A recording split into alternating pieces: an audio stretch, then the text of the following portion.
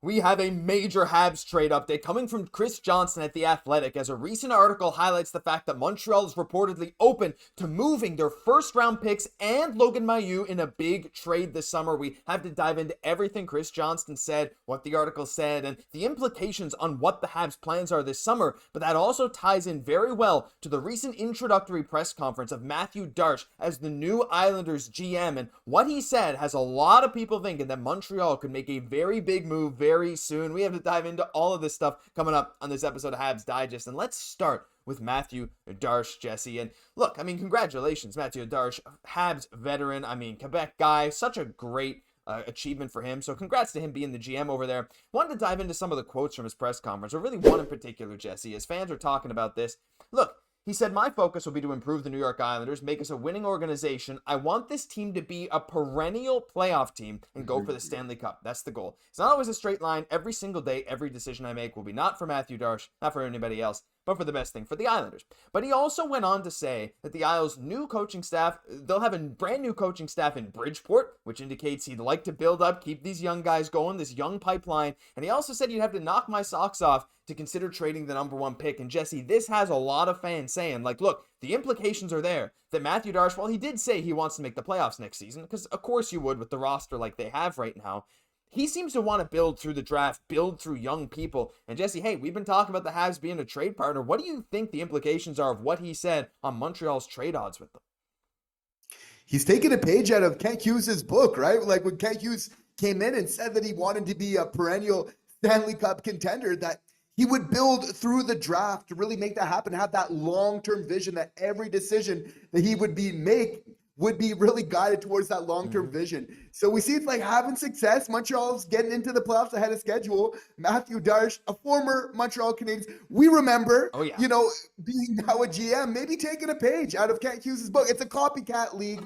This is how it happens. This is a bold and very correct claim from Matthew Dach. He's diagnosing his team correctly. And I mean, the chances of a Bo Horvat, we were kind of saying like, okay, he would be good, but like, probably 0% chance over Lou Lamoriello. We know he just prioritizes winning. That's what it's all about. You're not going to tell him otherwise there. We're now with Dach, okay, maybe there's a little bit more of an opportunity. And then him kind of coming out and saying that we want to build through the draft. Well, that's just kind of bringing it to another level in terms of like, we've already identified that he would be such a perfect fit for the Montreal Canadiens, while at the same time, in a lot of ways, like, the Islanders really need to build through the draft right now. Like Matthew Dach is diagnosing this team absolutely correctly.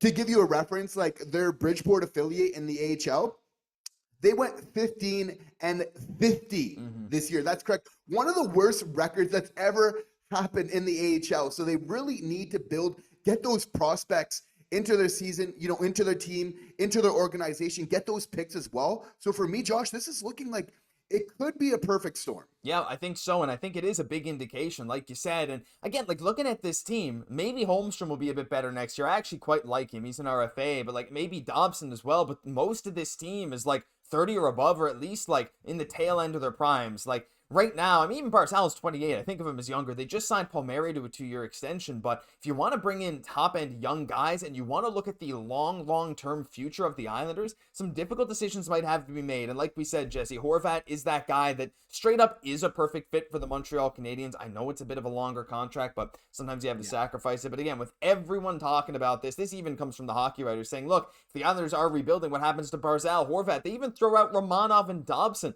They're core players, but they'll be veterans by the time these Isles prospects are coming up through the system. And look, looking at the team, I don't mean to throw shade on the Islanders, but at this point, if this wasn't a playoff team this year, without some pretty significant additions, or at least some changes, I don't think they will be next year either, with an increasingly competitive Eastern Conference. So all's that to say, Jesse, I don't see Dach being the kind of guy to go out and mortgage even more of his future assets for a team to make the playoffs next year. But we want to hear what you guys have to say. Do you think this could open a big door for Montreal to come in and make a trade? Because I think it just might. But Jesse, on that same note, we got to talk about what Chris Johnston said. We'll link this Athletic article down below.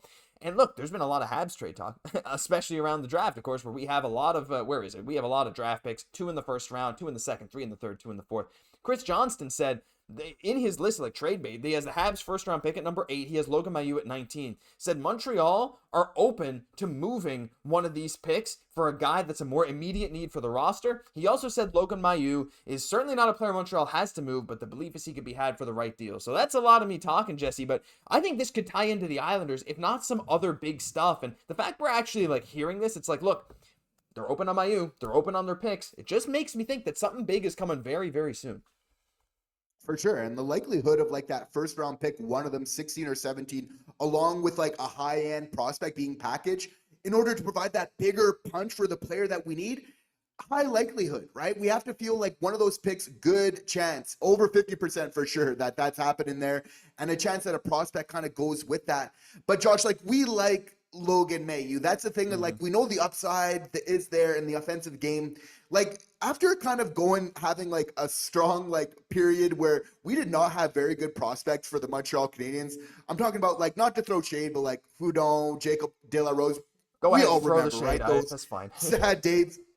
Yeah, like when those were like our best prospects that we had come, and even when they got to the NHL, they didn't really do that good. I think that should make us appreciate that much more when we get a good prospect. And that has also shown up in the NHL at a limited sample size still. Like for me, that matters. And I'm not so quick to kind of like give out those players because there's just like how that helps your team. Obviously, the flexible contracts with the ELCs going on. Like we know one thing about Logan Mailloux, the offense from his game, it's going to translate to the NHL. 100%. Even already in 7 NHL games, he's got 4 points. You know, he's over half a point per game average. Just early on, you have to feel like that's going to improve. We know the defensive parts of the game. We know the Hutson revolution, where like Hudson's good defensively, but we have to say like he's an offense first type of guy. So for sure, when that happens and you have Matheson already, it's not that we don't like Logan Mailloux. It just changes the line, like the makeup of your lineup in a lot of ways in terms of the chemistry there.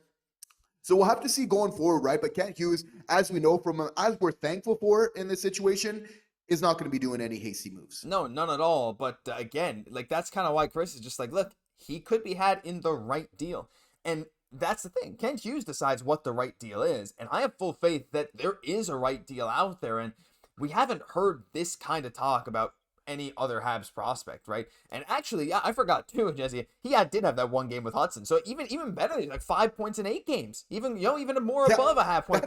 There you go, right? What an amazing player. Take him. I quite like him again. There are some concerns, again with that defense, with that hockey IQ, some bad games here and there, and I think a lot of fans naturally have Reinbacher above him in the depth chart. And I mean, just looking at Montreal right now, it's also not impossible. They go out and improve their right D situation by even bringing another outsider into the organization. But the fact that we're hearing this more openly now than ever from like reporters, like this is The Athletic, this is Chris Johnston saying, look, it won't be surprising if they don't end up using both. They have an array of prospects. They have an array of picks. Look, Jesse, adding someone more immediate to this roster seems to be the big theme right now in Montreal. It's why we're talking about the Islanders. I mean, I don't know. Like, if you had to give odds at this point, like, pre-draft or even draft night, I would honestly say, like, yes, I think Kent Hughes is going to be patient. I don't think he's going to make any rush moves, but I think the draft is the perfect time where teams are scrambling. Teams that don't have the prospect pool that we do, they see a guy that they like in that mid-first round, they'll be scrambling to trade up. And I think, hey, if they have a guy Montreal likes, wouldn't shock me if Kent Hughes decided to strike maybe even earlier than we think.